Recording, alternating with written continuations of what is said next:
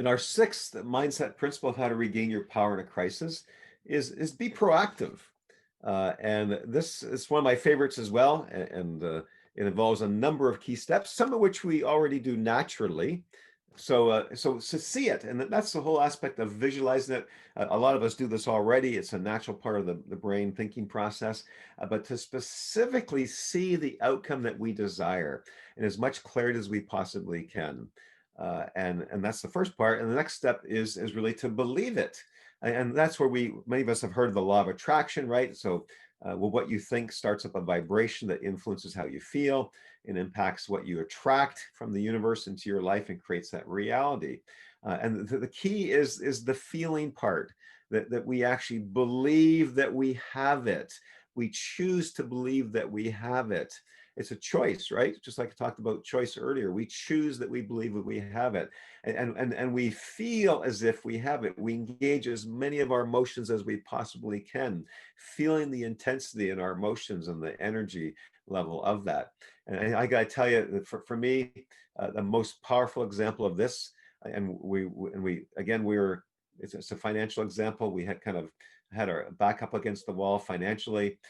And we bought this land in Fernie, British Columbia, beautiful land. It was my dream to live on the side of a mountain, I love mountains and have a great mountain view. And so we bought this land when business was going well.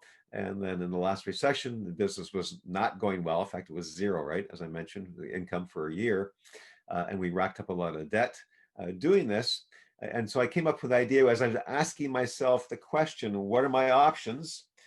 Which is principle number two. What are my options? And I came up with the option, well, I could sell half of it to my neighbor there in Fernie, BC. So I had to subdivide it, and that's quite a complicated, you know, it's all controlled by regulations and policy and conservation, and all of this is quite extensive. But I chose that path. I believe that I could do it.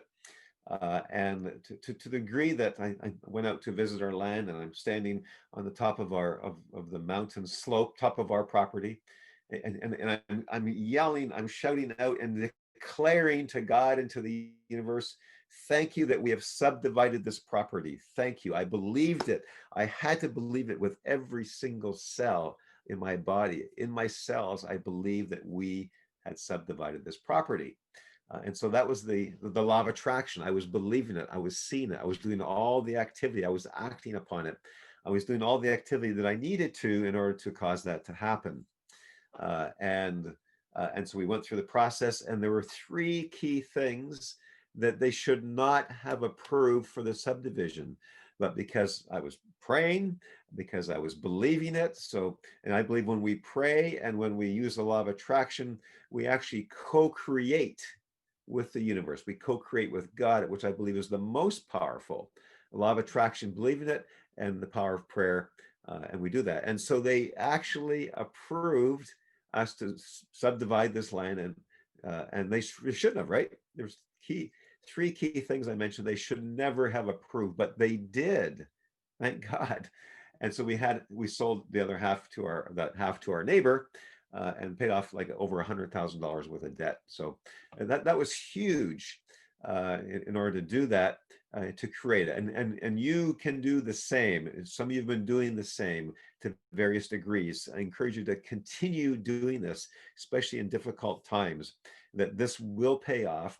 And this is how we manage ourselves, right? We see it, we believe it, we act upon it, and we create it.